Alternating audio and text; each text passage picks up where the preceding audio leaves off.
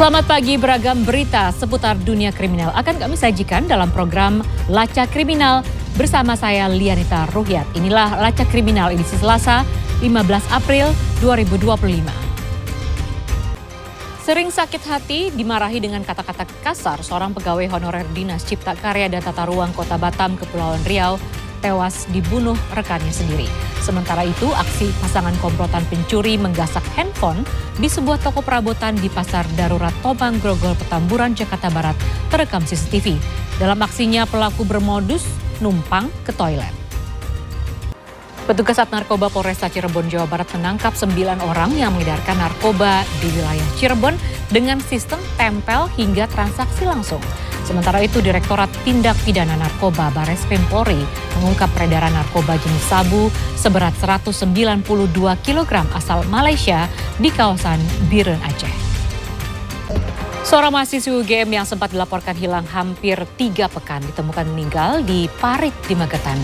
Sementara di Karawang, seorang jenazah bayi ditemukan dalam mobil yang mengalami kecelakaan tunggal di Jalan Arteri Karawang, Jawa Barat. Dianggap sering menimbulkan dampak buruk, warga Sikolilo, Kabupaten Pati, Jawa Tengah menggeruduk tambang yang masih beroperasi. Sementara itu, oknum pegawai honorer Dinas Perhubungan Kota Ternate di Maluku Utara terlibat keributan dengan seorang calon penumpang hingga keduanya nyaris adu jotos. Komisi Pemberantasan Korupsi Senin pagi menggeledah rumah Ketua DPD RI periode 2000. Komisi Pemberantasan Korupsi menggeledah rumah Ketua DPD RI periode 2019-2024 Lanyala Mahmud Mataliti pada Senin pagi di Surabaya. Menurut pihak keluarga, tidak ada satupun barang yang disita KPK. Mahkamah Agung memutuskan untuk memberhentikan sementara 4 hakim dan panitera Pengadilan Jakarta Selatan yang menjadi tersangka dalam suap pemberian vonis lepas dalam perkara korupsi minyak goreng oleh Kejaksaan Agung. Keputusan ini akan diberlakukan saat Mahkamah Agung menerima putusan ingkrah dari pengadilan atas kasus ini. Komisi Yudisial segera menurunkan tim untuk menelusuri dugaan pelanggaran kode etik dan pedoman perilaku hakim dalam kasus suap perkara CPO di PN Jakarta Pusat. KY siap berkoordinasi dengan Mahkamah Agung dan Kejaksaan Agung untuk pendalaman kasus ini apabila diperlukan. Mantan juru bicara KPK Febri Diansyah menjalani pemeriksaan di Gedung Merah Putih. Komisi Pemberantasan Korupsi Febri Diansyah diperiksa sebagai saksi untuk tersangka Harun Masiku dan Doni Tri Istiqomah. Wakil Wali Kota Surabaya Armuji dilaporkan ke Polda Jawa Timur setelah mendatangi sebuah perusahaan yang diduga menahan ijazah karyawannya. Dalam laporan ke polisi itu, pelapor juga keberatan konten Wakil Wali Kota menggunakan foto pelapor dan suaminya tanpa izin.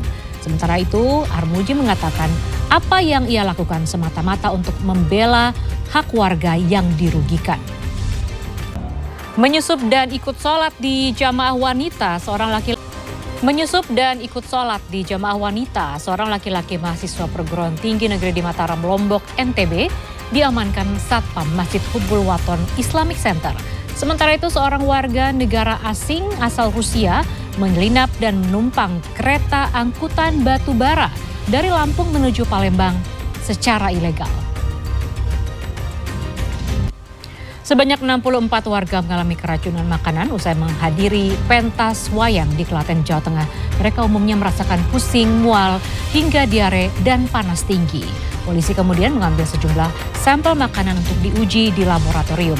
Penanganan melibatkan Dinas Kesehatan dan Puskesmas untuk memeriksa kesehatan warga. Seorang anak berusia 12 tahun di Jombang, Jawa Timur, tangannya terluka parah akibat mercon yang dimainkan bersama 4 temannya tiba-tiba meledak. Kondisi tangannya hancur hingga seluruh telapak tangan kanan korban harus diamputasi. Pengemudi sebuah mobil yang nekat lawan arah di Tol Trans Jawa diduga akibat obat penenang. Akibat kejadian tersebut, penumpang mobil tewas di lokasi kejadian sedangkan pengemudi tewas dalam penanganan tim medis.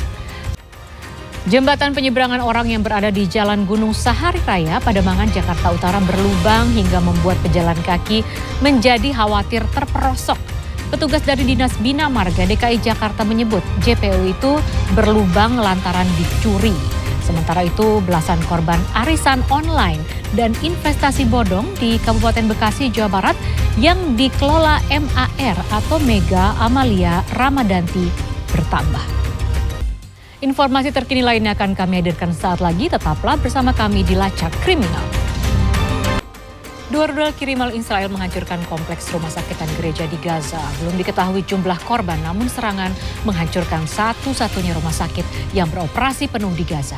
Dan informasi ini sekaligus menutup CNN Indonesia Lacak Kriminal hari ini. Tetaplah waspada dimanapun berada karena aksi kriminal bisa terjadi di mana saja.